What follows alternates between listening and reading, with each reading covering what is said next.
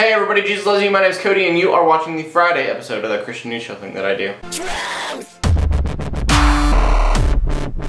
And our first story is about Richard Dawkins, because I think everyone's just on that Bill Nye said creationist blah blah blah blah kind of thing. Because Richard Dawkins in a video said that he thinks that evolution is not controversial. And honestly, out of the video that I watched, I don't understand why that is the offensive part. What I think is a really offensive part is the fact that he says that you can look at any biology book and you will see that intelligent design does not exist. And the reason that it's offensive is because he's not talking about 10,000-year-old Earth, he's not talking about billion-year-old Earth, he's not talking about any of that. He's talking about there is no way that there's a deity if you look at a biology book. Which is insane, because if you look at a biology book, it's got tons of pretty pictures of animals. And you go, there is no way that evolution did that by itself. Now, evolution could have been the process, and there's a lot of evidence that says that is the case, but to say that there was no God behind any of that, and all of that was led up to chance, that to me seems kind of like, that's not a true statement of fact to say there's no way that a deity did that. So be on the lookout for that. People are talking about it. I'm sure it'll be on Facebook because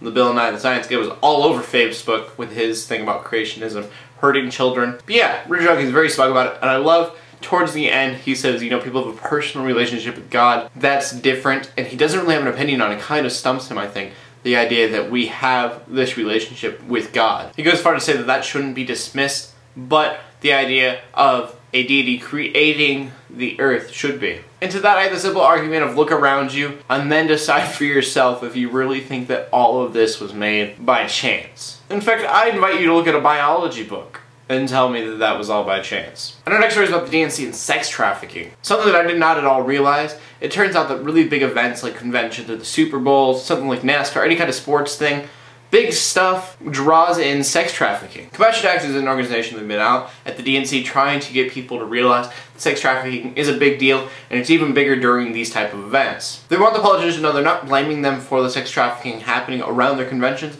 but they do want to spread that awareness and let the politicians know so that they can act upon it. And whenever a news story like this comes up, I like to talk about it because I want to spread that awareness that sex slavery does happen. Slaves are still here in the United States in huge numbers, and it's mostly women who are not even sold, they're just rented out to people to have sex with, and they have no say in the matter because they are nothing but slaves to these owners. And then you have the Compassion Act people and other organizations like them that are doing amazing, amazing efforts to help stop this type of slavery. So again, I just wanted to spread that awareness. I didn't know that at conventions the numbers grow in the way that they do, but the police are out there looking for these people, and you have organizations like Compassion Act working on this as hard as they can.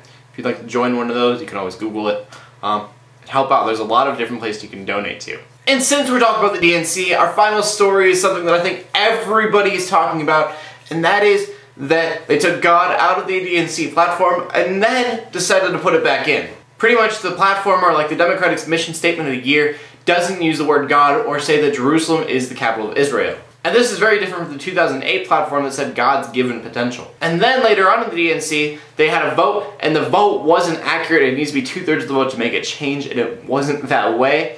But they decided, hey, we're going to put God back to the platform regardless if people want it there or not. Now, as I'm reporting this a day in advance, I still don't know why that happened, but a lot of people are saying it was Obama. Obama said, I don't like not having God in the platform, we need to have that, and so he was the one that changed it. Which speaks very highly of Obama, especially to a lot of people who don't believe that he is a Christian. But I'm having a big issue with the fact that it's making such a big deal that they're not talking about politics. And that says a lot about the DNC. I haven't heard Bill Clinton's speech yet, and I heard that was really good, but I haven't heard anything about politics since the DNC started. It is politics, so they're talking about a lot of things that Obama did right, but they're not really talking about what went wrong and how to fix what went wrong, because they want to just kind of throw that under the rug. And now with the issue of putting God back on the platform, nobody in the news is really covering the DNC, they're just covering that spot specifically. As a Christian, I'm looking for the Christian views on the DNC and the RNC, and those are being covered up with this whole platform issue, and that's really not fair to me because I don't get to learn about the things that I want to learn about. As far as my opinion goes on this,